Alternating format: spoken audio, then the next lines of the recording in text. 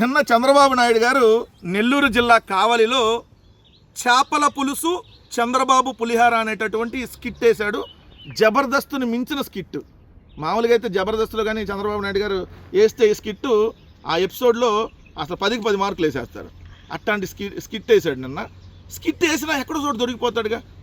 చంద్రబాబు చేసేదంతా ఇదంతా బూటకం, ఇదంతా డ్రామా అని చెప్పి ఫస్ట్ కారులో దిగుతాడండి. దిగంగానే మైక్ ఆల్రెడీ చొక్కాకి మైక్ రెడీగా ఉంటుంది. అంటే కారు లోపలే మైక్ పెట్టేసుకొని దిగుతాడు. దిగంగానే ఇంకో ఆయన ఉంటాడు అక్కడ. ఆయన ఆల్రెడీ మైక్ పెట్టుకొని రెడీగా ఉంటాడు, చేత్తో నల్ల కవర్ పట్టుకొని. అర్థం కాదు ఏంద్రా నల్ల కవర్ పట్టుకున్నాడని. వైన్ షాప్లో ఎత్తారు చూడండి కవర్లు, ఆ కవర్ లాంటిది పట్టుకుంటాడు. పక్కన వాళ్ళ అబ్బాయి ఉంటాడు. వాళ్ళ అబ్బాయి ఉండగా ఏం చదువుతున్నావు అంటే చదువు మానేశాను అంటాడు అతను. చదువు సంవత్సరం అయిందంటే మానేసి. అంటే చంద్రబాబు నాయుడు గారు ముఖ్యమంత్రి అయినాక అబ్బాయి చదువు మానేశాడు. సో మరి చంద్రబాబు నాయుడు గారు ఏం చెప్పాలి? అయ్యా నువ్వు చదువుకోవాలి, ఎంత కావాలంటే అంత చదువుకు అయ్యే ఖర్చు నేను భరిస్తా అని చెప్పాలి కదా. అది ఏం చెప్పడం అంటే స్కిట్లో లేదు.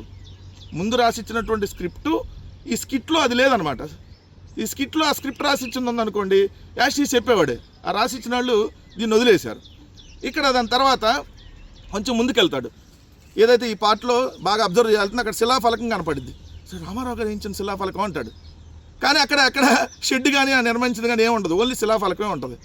నెక్స్ట్ సెట్టింగ్, ఒక 6 మహిళలను కూర్చోబెట్టి ఇది చేపల మార్కెట్ అన్న కోణంలో చూపించడానికి ఒక 6 మహిళలు లైన్గా కూర్చోబెడతారు. ఒక మహిళకి ఆల్రెడీ మైక్ పెట్టే ఉంటుంది. సో చంద్రబాబు నాయుడు గారు అందరిని అడుగుతారు, ఏ చేప బాగుంటుంది? అందరూ ఒకటి ఇదే బాగుంటుంది అంటారు. అది అందరూ ఇదే బాగుంటుంది అంటున్నారంటే ఈ స్కిట్లో అలాంటి స్క్రిప్ట్ రాసిచ్చారు చంద్రబాబు నాయుడు గారు. సో ఆయన 1.5 కేజీ చేప కొంటాడు. సో అది ఎప్పుడు కట్ చేస్తారో తెలియదు, కట్ చేసి రెడీగా ఉంటుంది. ఈయన కవర్లో వేసేసుకుంటాడు. అందరూ తలా 10,000 ఇవ్వండియా అంటాడు. ఇది 6 మహిళలకు 10,000. అది 60,000 ఏదైతే ఆ స్కిట్ ఖరీదు అక్కడ ఆ పార్ట్లో 60,000 అది అయిపోద్ది. సరే చంద్రబాబు నాయుడు గారు రండి ఇంటికెళ్ళి భోజనం చేయాలంటాడు.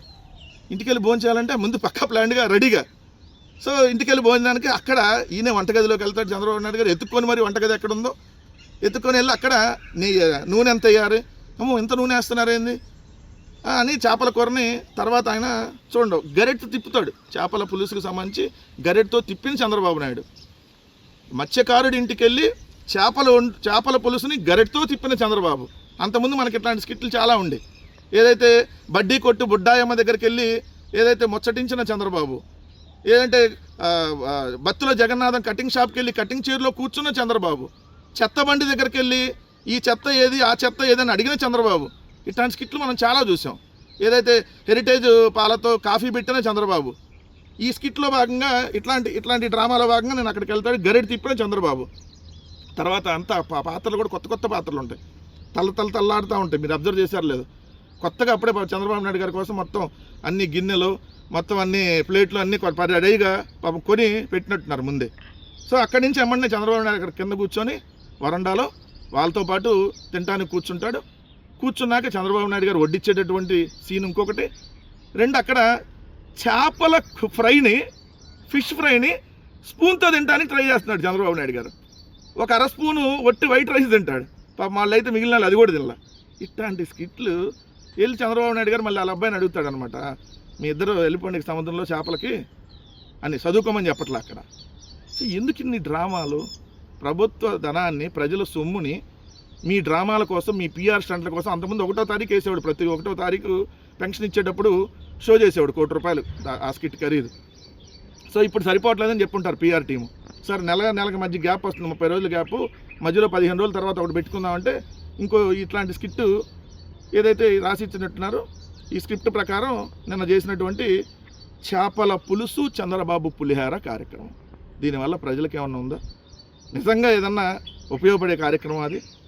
అదేదో ఆ డబ్బు లేదో అదేదో వాళ్ళకి కుటుంబానికి ఇస్తే నిజంగా ఏదన్నా సంతోషపడేవాళ్ళు కదా. ఎందుకు ఇన్ని డ్రామాలు ఆడతారు చంద్రబాబు నాయుడు గారు? ఇప్పటికైనా ఈ పిఆర్ స్టంట్లకి ఆపమని చెప్పి ప్రజలు కోరుతూ ఉన్నారు.